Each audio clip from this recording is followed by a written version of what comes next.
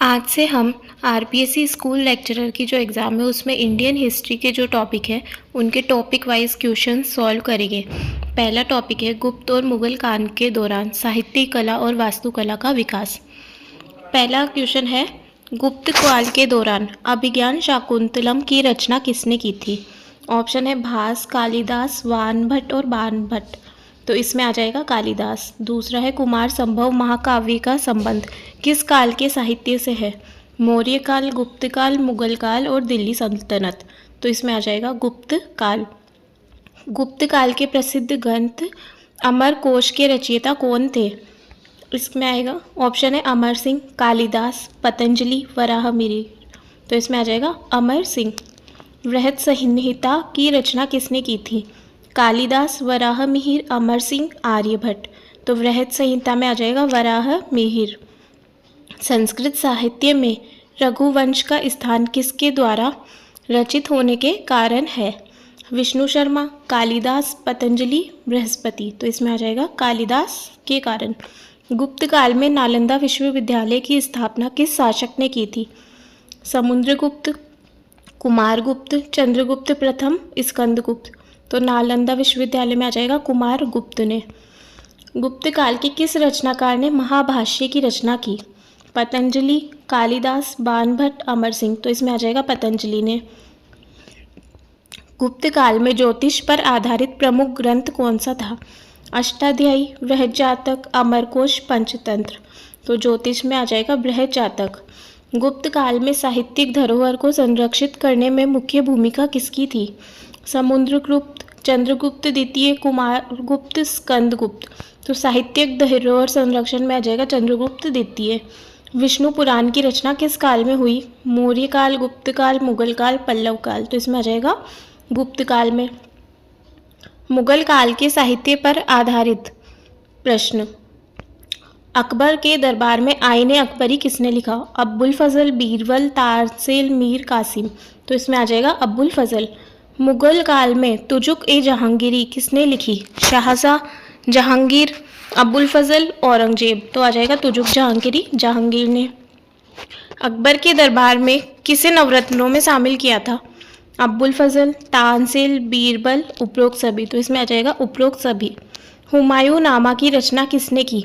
जहांगीर, अकबर, गुलबदन बेगम, मुमताज बेगम।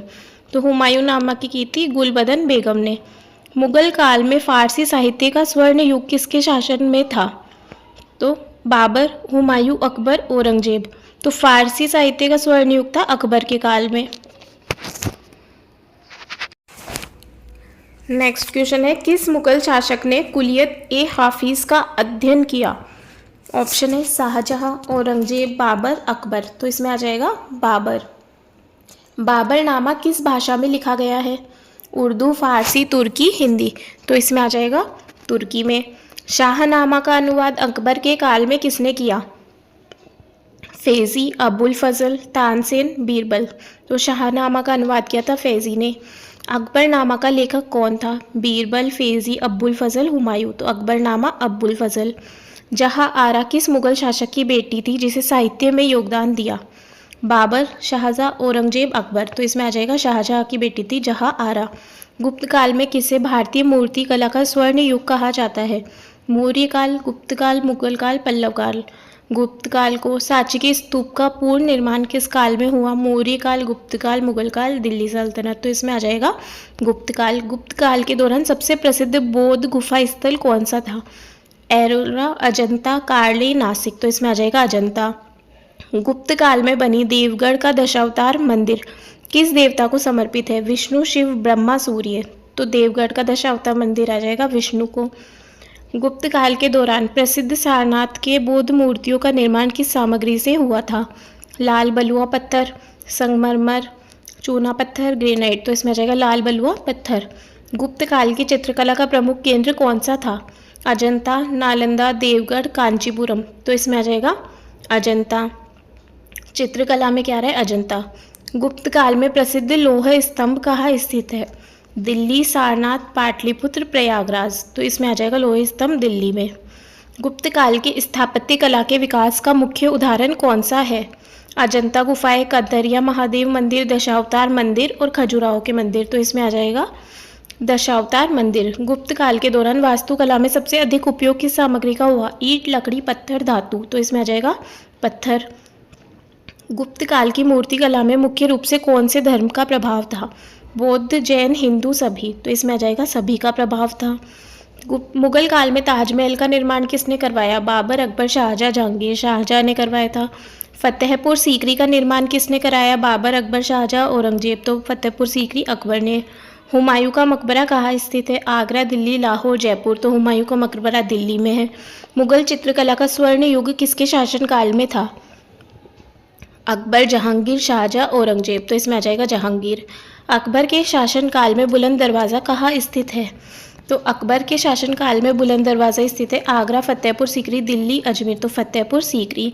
मुगल काल में किस इमारत को मोती मस्जिद कहा जाता है? लाल किला, आगरा का किला, शाहजहां निर्मित आगरा मस्जिद, फतेहपुर सीकरी का मस्जिद। तो इसमें आ जाएगा शाहजहां द्वारा निर्मित आगरा मस्जिद है, उसको क्या बोलते हैं? मोती मस्जिद। मुगल काल के दौरान दीवाने खास किसे कहा जाता था? प्रशासनिक भवन, सार्वजनिक सभा भवन, शाही दरबार, न्यायालय। तो दीवाने खास होता था शाही दरबार। जहांगीर के शासनकाल में किस चित्रकार ने मदर एंड चाइल्ड चित्र बनाया? बसावन, अबुल हसन, मंसूर, फेजी। तो मदर एंड चाइल्ड चित्र बनाया था बसावन ने। और शासनकाल किसका था? जहांगीर का। अकबर के काल में बनवाई गई इबादत खाना का उद्देश्य क्या था? सैनिक प्रशिक्षण, धार्मिक चर्चा, प्रशासनिक कार्य, शिक्षा। तो इबादत खाना था धार्मिक चर्चा। मुगल काल की वास्तुकला का सबसे बड़ा उदाहरण कौन सा है? लाल किला, ताजमहल, जामा मस्जिद, फतेहपुर सीकरी। तो मुगल काल की वास्तुकला का सबसे बड़ा उदाहरण है ताजमहल। गुप्त काल और मुगल काल की कला में मुख्य क्या अंतर था? धार्मिकता का प्रभाव, भौतिक सामग्री का उपयोग, दोनों की शैलीकृत प्रभाव, उपरोक्त सभी। तो इसमें क्या आ जाएगा? उपरोक्त सभी। गुप्त काल की वास्तुकला में किस प्रकार के मंदिर प्रचलित थे? नागर शैली, द्रविड़ शैली, ब्रेसर शैली, मिश्रित शैली। तो गुप्त काल की वास्तुकला में नागर शैली के मंदिर प्रचलित थे। मुगल काल में पहली बार संगमरमर का उपयोग किसने किया? बाबर, अकबर, शाहजहां, हुमायूं। शाहजहां ने। गुप्त काल में सबसे पुरानी गुफा चित्रकला कहाँ मिली है? अजंता, एलोरा, बाग, सांची। तो इसमें क्या आ जाएगा? अजंता। नेक्स्ट क्वेश्चन है, जहांगीर का सिंहासन किसे कहा जाता था? मोती मस्जिद, दीवाने खास, पीकॉक थ्रोन, बुलंद दरवाज़ा। तो इसमें आएगा पीकॉक थ्रोन। किस गुप्त शासक ने कला और वास्तुकला को संरक्षण दिया? समुद्रगुप्त, चंद्रगुप्त प्रथम, चंद्रगुप्त द्वितीय, स्कंदगुप्त। तो इसमें आएगा चंद्रगुप्त द्वितीय। मुगल काल की किस इमारत को स्वर्ग का सपना कहा गया?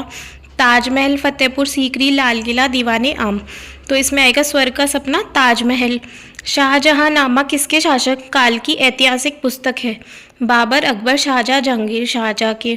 किस मुगल शासक ने हिंदू मुस्लिम स्थापत्य शैलियों का समन्वय किया? बाबर, अकबर, जहांगीर, शाहजहां। तो समन्वय किसने किया था? अकबर ने। मुगल और गुप्त काल की स्थापत्य शैली को किस प्रकार वर्गीकृत किया जा सकता है? गुप्त काल की धर्म पर आधारित, मुगल की भव्यता पर आधारित। गुप्त में पाषाण कला, मुगल में संगमरमर कला। दोनों सही या कोई नहीं? तो दोनों सही है। गुप्त काल में कुमार संभव की रचना किसने की? पतंजलि, कालिदास, अमर सिंह, वाग्भट। तो इसने कुमार संभव की थी कालिदास ने। महाभाष्य का लेखक कौन था? पतंजलि, कालिदास, वाग्भट, अमर सिंह।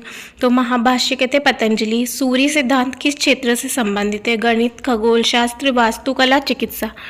तो सूर्य सिद्धांत किससे है? खगोल शास्त्र से। पंचतंत्र का लेखक कौन है? विष्णु शर्मा, कालिदास, वाग्भट, भास। तो इसमें आएगा विष्णु शर्मा। गुप्त काल का अमरकोश किस क्षेत्र का ग्रंथ है? चिकित्सा, साहित्य, गणित, व्याकरण। तो अमरकोश व्याकरण से संबंधित। गुप्त काल में विकसित शिक्षा केंद्र नालंदा किस धर्म से संबंधित था? बौद्ध, हिंदू, जैन, सिख। तो नालंदा किस धर्म से था? बौद्ध धर्म से। गुप्त काल में चंद्रगुप्त द्वितीय किस नाम से प्रसिद्ध थे? विक्रमादित्य, समुद्रगुप्त, स्कंदगुप्त, कुमारगुप्त। तो चंद्रगुप्त द्वितीय थे विक्रमादित्य के नाम से। बाणभट्ट किस गुप्त सम्राट के दरबारी कवि थे? चंद्रगुप्त प्रथम, हर्षवर्धन, चंद्रगुप्त द्वितीय, समुद्रगुप्त। तो इसमें क्या आएगा? हर्षवर्धन के नाम से। कौन? बाणभट्ट। गुप्त काल को साहित्य और कला का स्वर्ण युग क्यों कहा जाता है? गुप्त काल के निर्माण, साहित्य रचनाओं के विकास दोनों और राजनीतिक स्थिरता। तो इसमें आएगा दोनों। गुप्त काल में किसने ब्रह्मगुप्त को प्रसिद्ध किया? चंद्रगुप्त द्वितीय, समुद्रगुप्त, हर्षवर्धन, स्कंदगुप्त। तो ब्रह्मगुप्त को किसने प्रसिद्ध किया था? स्कंदगुप्त ने। आईने अकबरी का लेखक कौन है? फैजी, अबुल फजल, तानसेन, बीरबल। तो इसमें आएगा अबुल फजल। तुजुक बाबरी का अनुवाद फारसी में किसने किया? अब्दुल रहीम खान खाना, फैजी, शाहजहाँ, जहांगीर। तो फारसी में किसने किया था? अब्दुल रहीम खान खाना ने। अकबर के दरबार में सबसे प्रमुख इतिहासकार कौन थे? बीरबल, अबुल फजल, फैजी, तानसेन। तो अबुल फजल। गुलबदन बेगम ने कौन सी पुस्तक लिखी? हुमायूंनामा, तुजुक जहांगीरी, अकबरनामा, बाबरनामा। तो इस पर गुलबदन बेगम की आएगी हुमायूंनामा। जफरनामा किस मुगल शासक के समय लिखा गया? बाबर, शाहजहाँ, औरंगजेब, जहांगीर। तो इसमें आएगा औरंगजेब। मुगल चित्रकला का स्वर्ण युग किस शासन के शासक काल में था? अकबर, जहांगीर, शाहजहाँ, बाबर। तो स्वर्ण युग था चित्रकला का जहांगीर के शासन काल में। अकबरनामा और आईने अकबरी की रचना किसने की थी? फैजी, अब्बुल फजल, बीरबल, तानसेन। तो इसमें आएगा अब्बुल फजल। मिरात ए आलम का लेखक कौन है? फैजी, अब्दुल कादिर बदायूनी, शाहजहाँ, औरंगजेब। तो मिरात ए आलम के अब्दुल कादिर बदायूनी। शाहजहाँ नामा का लेखक कौन है? गुलबदन बेगम, इरफाती, इनायत खान, अब्बुल फजल। तो शाहजहाँ नामा के लेखक है इनायत खान। मुगल काल में किसने गीता का फारसी में अनुवाद कराया? शाहजहाँ, अकबर, औरंगजेब, दारा शिकोह। तो दारा शिकोह ने गीता का किस में अनुवाद कराया था? फारसी में। सारनाथ का अशोक स्तंभ किस शैली का उदाहरण है? मौर्य, गुप्त, मुगल, पल्लव। तो यह आ जाएगा गुप्त कला का सारनाथ का अशोक स्तंभ। गुप्त काल में बनी अजंता गुफा किसके लिए प्रसिद्ध है? चित्रकला, मूर्तिकला, वास्तुकला, उपरोक्त सभी। तो इसमें आएगा उपरोक्त सभी। लोहा स्तंभ का निर्माण किस गुप्त शासक ने करवाया? चंद्रगुप्त प्रथम, द्वितीय, समुद्रगुप्त, कुमारगुप्त। तो लोहा स्तंभ का करवाया था चंद्रगुप्त द्वितीय ने। गुप्त काल में किस मंदिर को नागर शैली का उदाहरण माना जाता है? देवगढ़ का दशावतार मंदिर, खजुराहो मंदिर, एलोरा गुफा, सूर्य मंदिर। तो नागर शैली का उदाहरण माना जाता है दशावतार मंदिर, देवगढ़। गुप्त काल में बौद्ध विहारों का प्रमुख केंद्र कौन सा था? नालंदा, तक्षशिला, सारनाथ, उज्जैन। तो बौद्ध विहारों का तो प्रमुख केंद्र कौन था? नालंदा। ताजमहल किस श्रेणी का उदाहरण है? फारसी शैली, भारतीय शैली, मिश्रित शैली, अरबी शैली। तो मिश्रित शैली का उदाहरण है। मोती मस्जिद किसके शासनकाल में बनी? शाहजहाँ, औरंगजेब, अकबर, बाबर। तो मोती मस्जिद बनी थी शाहजहाँ के शासनकाल में। दीवाने आम का निर्माण किस उद्देश्य से हुआ? न्याय देने के लिए, धार्मिक सभा के लिए, युद्ध योजना बनाने के लिए, शाही मनोरंजन के लिए। तो दीवाने आम का निर्माण हुआ था न्याय देने के लिए। किस मुगल शासक ने लाल किला बनवाया? बाबर, शाहजहाँ, अकबर, जहांगीर। तो किसने बनवाया था लाल किला? शाहजहाँ ने। फतेहपुर सीकरी का मुख्य प्रवेश द्वार कौन सा है? बुलंद दरवाजा, दिल्ली दरवाजा, आगरा दरवाजा, मोती दरवाजा। तो इसमें आएगा बुलंद दरवाजा। अब प्रीवियस ईयर के कुछ क्वेश्चन है। गुप्त काल को भारतीय इतिहास का स्वर्ण युग क्यों कहा जाता है? राजनीतिक स्थिरता के कारण, आर्थिक समृद्धि के कारण, कला, साहित्य और विज्ञान में उन्नति के कारण, धार्मिक सुधारों के कारण। तो इसमें से आ जाएगा कला, साहित्य और विज्ञान में उन्नति के कारण। कालिदास की प्रमुख रचना अभिज्ञान शाकुंतलम किस प्रकार की साहित्य करती है? महाकाव्य है, नाटक है, खंड काव्य है, उपन्यास है। तो तीन नाटक थे, उनमें ये कौन सा है? अभिज्ञान शाकुंतलम क्या है? नाटक। गुप्त काल में निर्मित दशावतार मंदिर कहाँ स्थित है? तो इसमें बे आ जाएगा देवगढ़। मुगल बादशाह अकबर के दरबार में किस प्रसिद्ध संगीतज्ञ को स्थान मिला? किस संगीतज्ञ कौन था? तानसेन। आईने अकबरी के लेखक अब्बुल फजल। मुगल काल में तुजुक जहांगीरी किसकी आत्मकथा है? जहांगीर की। गुप्त काल में किस विश्वविद्यालय की स्थापना हुई थी? नालंदा विश्वविद्यालय। मुगल बादशाह शाहजहाँ ने किस प्रसिद्ध स्मारक का निर्माण करवाया? ताजमहल का। गुप्त काल में अमर कोश के रचयिता कौन है? अमर सिंह। और इससे पहले क्या आया था? अमर कोश किसका है? व्याकरण से संबंधित है। मुगल भाषा में हुमायूं किसने लिखा? गुलबदन बेगम।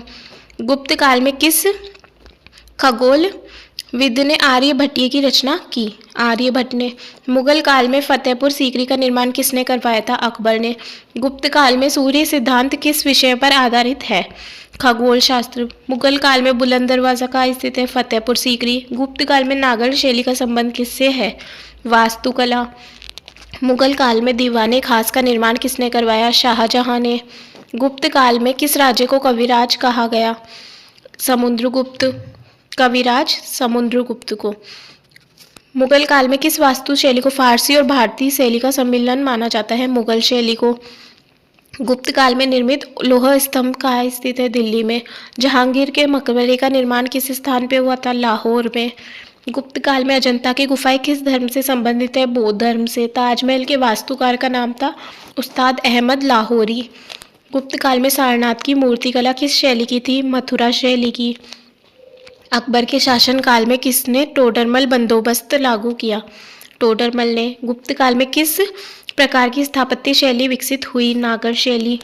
मुगल चित्रकला का स्वर्ण युग किसके शासनकाल को माना जाता है? जहांगीर। गुप्त काल में किस क्षेत्र में वराह मिहिर ने योगदान दिया? खगोल शास्त्र। मुगल काल में चारबाग शैली का विकास किसने किया? बाबर ने। गुप्त काल का प्रमुख शासक चंद्रगुप्त द्वितीय का उपनाम क्या था? विक्रमादित्य। मुगल काल में किस इमारत को सपनों का महल कहा गया? ताजमहल। तो यहाँ हमारे जो फर्स्ट टॉपिक है इंडियन हिस्ट्री का, वो उसके क्वेश्चंस कंप्लीट होते हैं। ऐसे ही हम हिस्ट्री के जो भी टॉपिक्स हैं उनके टॉपिक वाइज क्वेश्चन सॉल्व करेंगे।